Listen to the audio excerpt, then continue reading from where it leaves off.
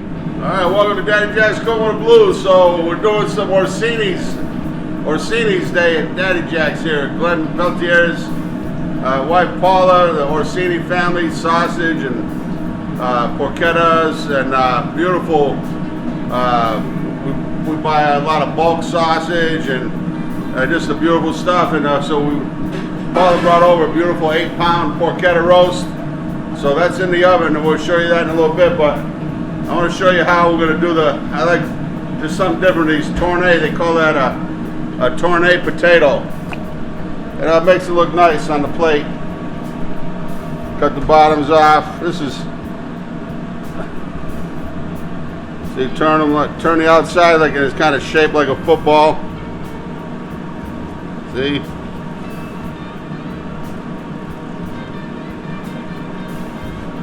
See, it's nice. We roast them off.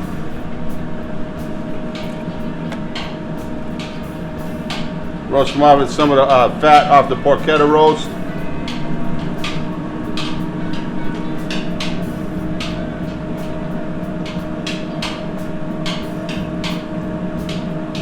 We used to do a full size, I had a whole baker size potatoes.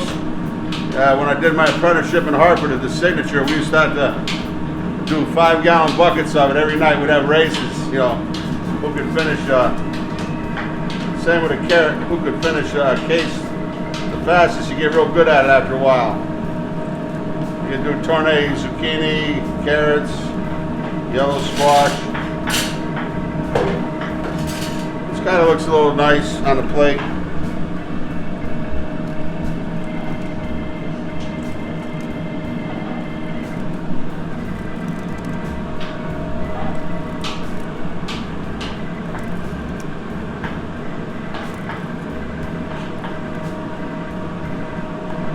One more carrot.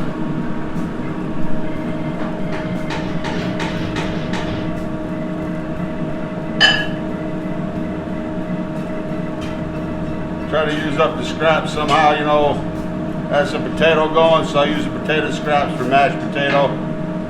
That's it right there. We got one more, so we got 3 and 3. All right, we'll be right back. Got a roast here, just pulled it out of the oven. So I'm going to pull out a little bit of the pork fat. I'm going to roast our vegetables. I'm going to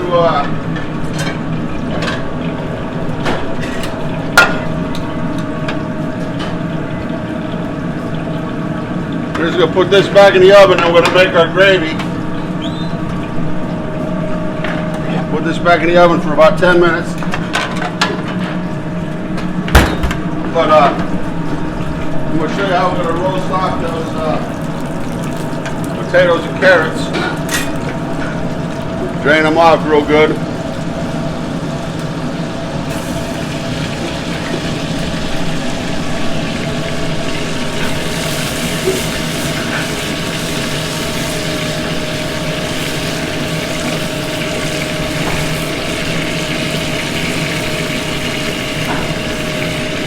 A little bit of salt, pepper.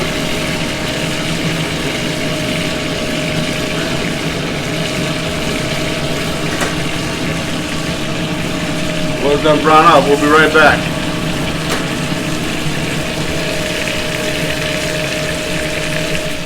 All right, so here we go. We got it browned off on one side, real nice.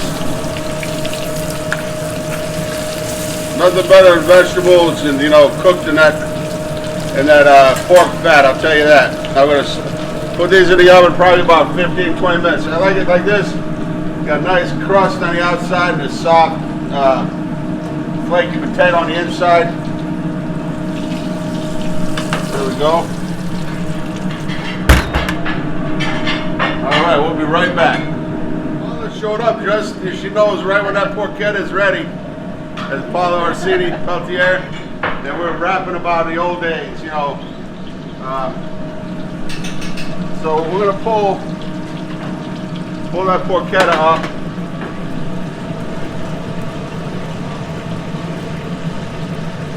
And I'm going to show you how to make the gravy.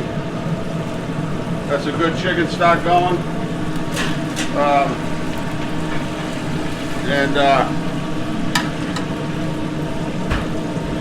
Which end do you think we ought to cut off at first? This end here or the other end? I'd say that end. Yeah? Okay.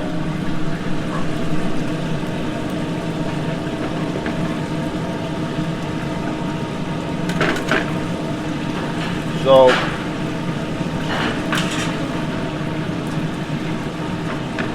the bottle was saying, oh, when that porchetta come out of the oven on Sundays, or that rope, you know, be chewing off that rope. Best part. I know what you mean. So good.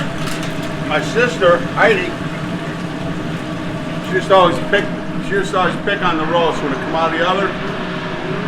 We get so mad, get on this. Stay away from that. So I kind of put a little bit of water and, you know, juice in the bottom still, so a little, you know, just kind of simmer it down a little bit till you know, it stops, bubbles stop. You know, you gotta pure, you know, the pure fat in it, and you get just a little bit more flour.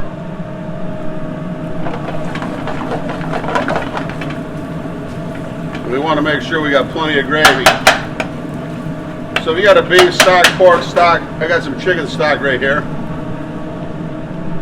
So, you know, the rule of thumb is equal parts fat and flour when you're making a roux. That'll make sure you don't have a greasy gravy. You know, the fat will soak up just a little bit more.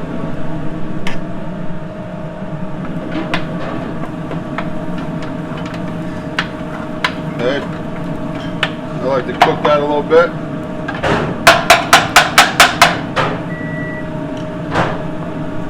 I don't waste any of that flavor. I've told you that before. So, put a little bit in at a time.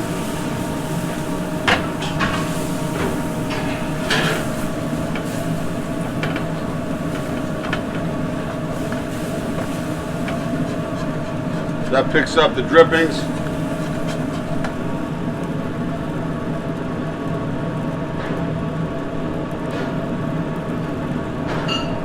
Work out the lumps.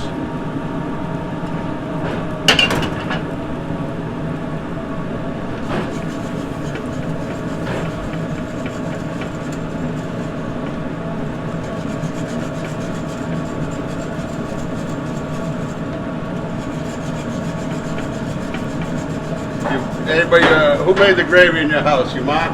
Mom made the gravy. Of course. Yep.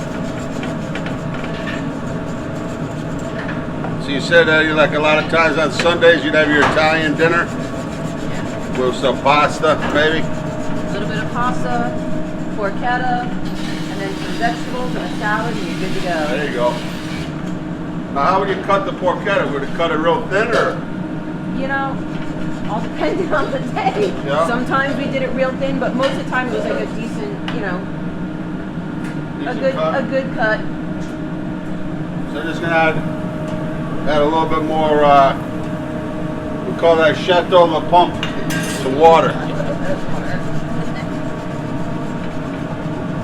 I don't think you need any kind of liqueur, right? I mean, No. you know, you want straight gravy on this.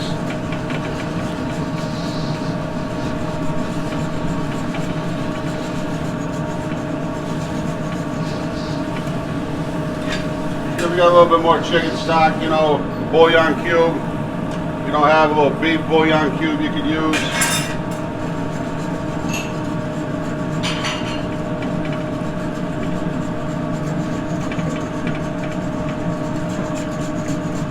Is that about where we want it? No, that was good. Yeah? Not too thick, not too thin.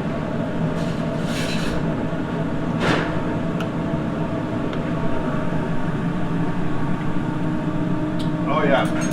Nothing like that pork flavor on the gravy. Oh. My mom used to make it. Same.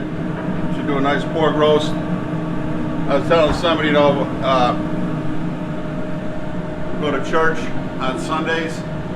You know, you'd be in church, you sit and you say, you'd be thinking, oh my God, I know that roast is in the oven cooking. When we get home, that anticipation when you know you have some good home cooked food coming. Good Sunday dinner, always.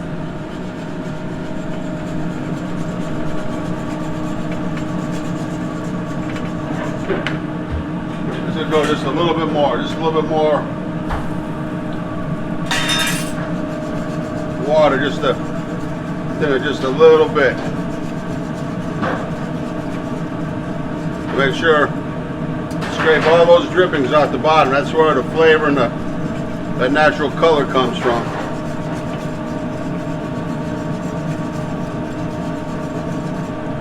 All right, we're gonna let that porchetta sit for what, about another 10 minutes or so? Yep. And then we have our roasted potatoes and carrots in the oven. And what do you think else we ought to go with that? Anything underneath, like a garlic spinach or anything, or? Yeah, well, that would be good. Okay, all right, we'll be right awesome. back. All right, so we've been sitting up here for about, 10 minutes, 15 minutes. Look at that nice jus. Au jus. So look, we're gonna put that right back in our gravy. That's gonna sweeten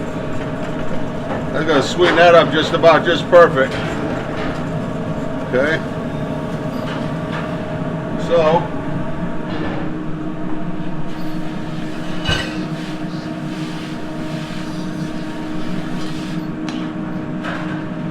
a little bit of garlic, spinaca.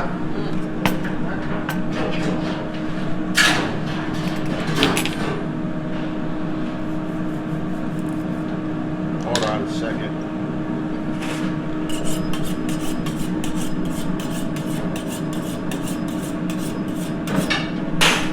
Glenn called it a machete. It's a big knife.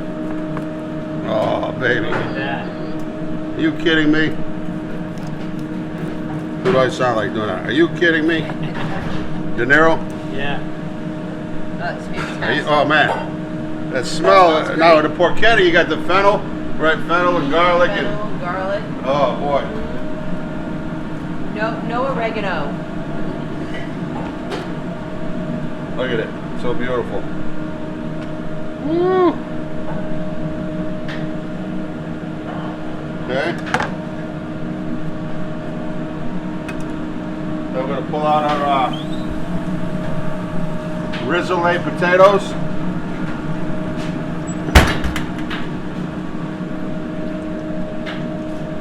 Carrot.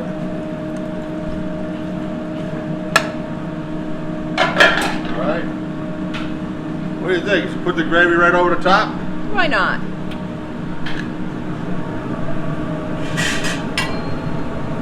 So we've been cooking this. I put it in this morning at 300 and covered it low and slow put it at 9:30 till 2:30. So that's 5 hours. And then I put it in the pizza oven for a good hour just to crisp it up. But Paula, you can do it what? At 350? 350, a couple hours. A 4-pounder is usually a few hours long. 2 hours? So, yeah. So this That was a big one. a 4-pounder had been how many? 2 hours? 2 hours. About 2 hours. So this was an 8-pounder, so it would have been about 4 hours, hours, at, yeah. at 350? Yeah. All right.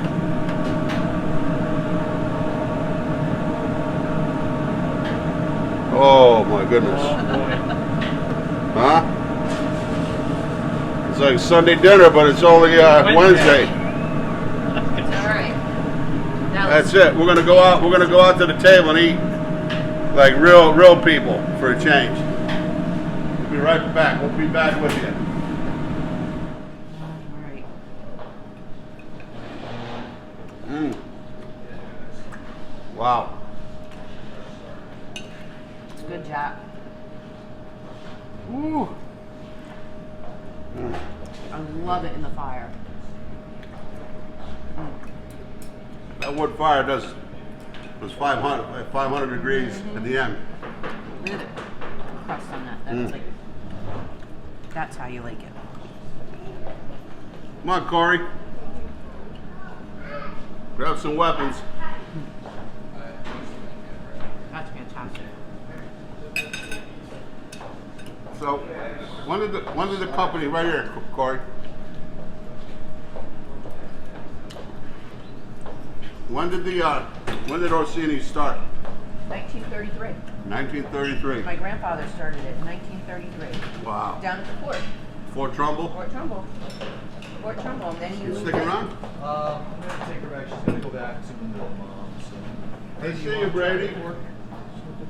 Hi, sweetheart. All right, let's see you guys later. Hi, Josh. Yeah, good to see ya. Fort Trumbull now, that was the part of that eminent domain. Yep. Yep. Fort Trumbull was the big Italian section for how many years? I mean, forever. Forever. They had all the Italian markets. Somebody said it was like at one time 4 grocery stores. Yep. My grandfather had one of the stores down there, and he helped all the people that came in from Italy and stuff like that, and helped them get settled here. So, yeah. Ambassador to the people Kind coming of. over. Kind of, yes. What do you think, Corey? That's good stuff right there, man. Must have been an unbelievable. Now, did you know the original store that was over there? No. I grew up with the one that was on the corner of Coleman Street and Elm Street, which is right across from Rita's Yeah. ice cream. So that used to be Anjo's. It was in the front, and my grandparents had. Was that the brick little- building? Yeah, which is now the it's a Like Flowers? no, it's Chinese. a Chinese restaurant now.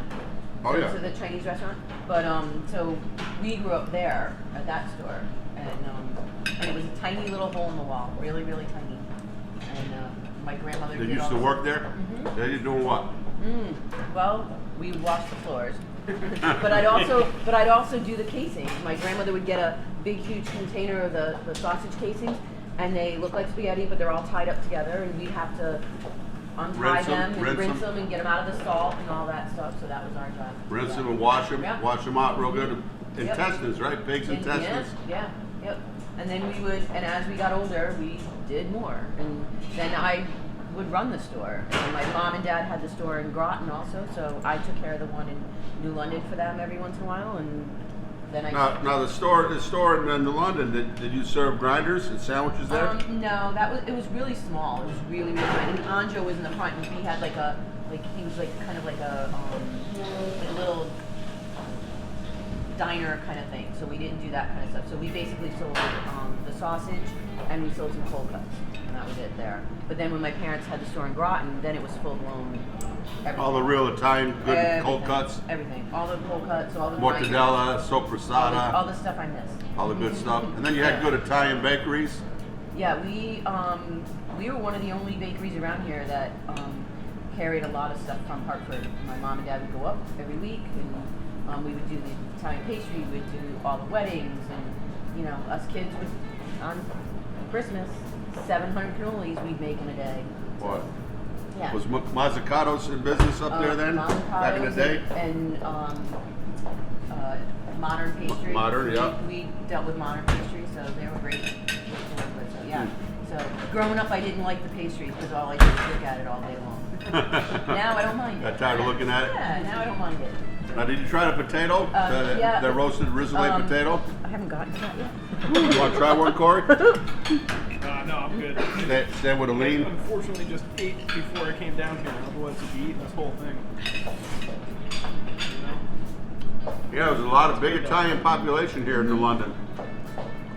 That's very good. And that's got the big flavor to it. Well, we serve it here, the porchetta. People love it.